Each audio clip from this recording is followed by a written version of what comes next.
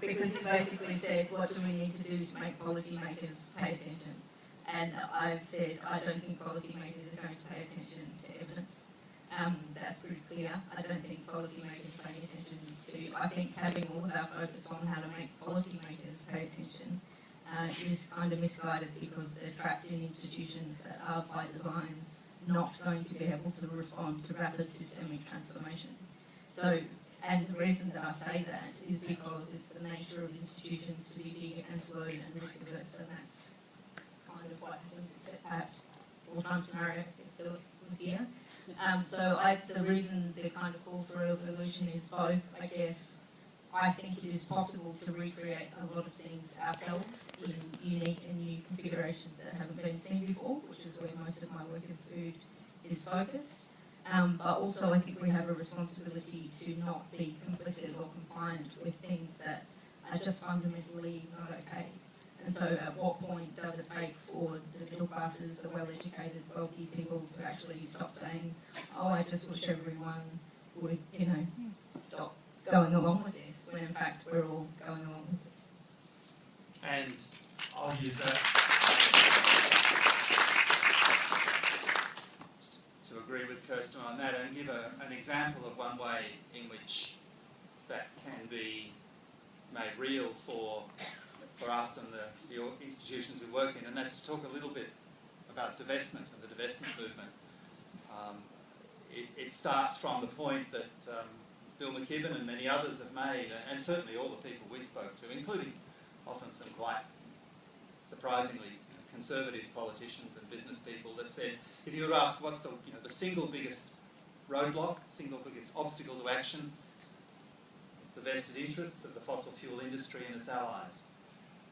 And then the question that I think was implicit in what you said earlier was yes, but how might you begin to challenge that in any serious way? And there's a whole range of social and political strategies that are going to be needed, but one, I think, that has some prospects of both opening up broader questions and having an impact in the short term is divestment, is putting on pressure as individuals, as people who are involved in superannuation, as people who belong to have their savings in banks, to begin to say to the system, to its institutions, that there needs to be a fundamental switch in how money is invested.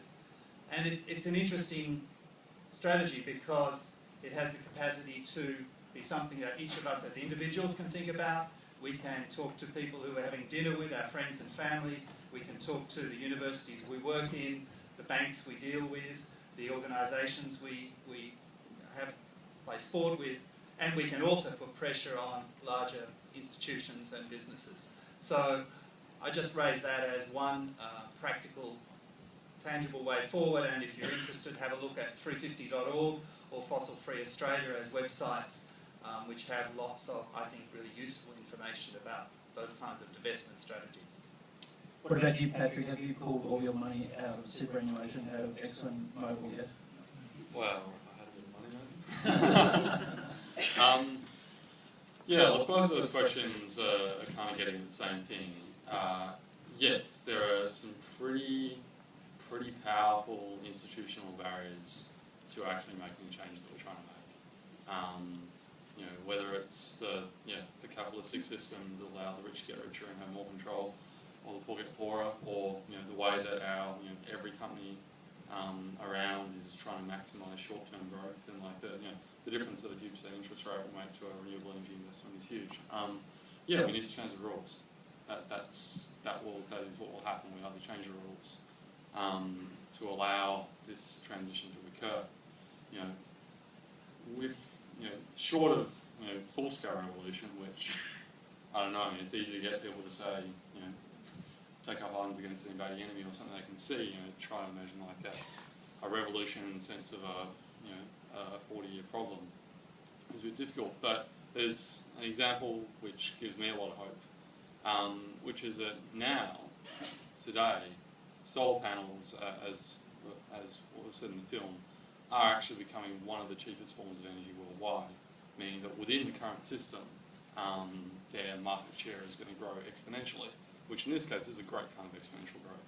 In the period that we're replacing fossil fuels with renewable energy, exponential growth is fantastic.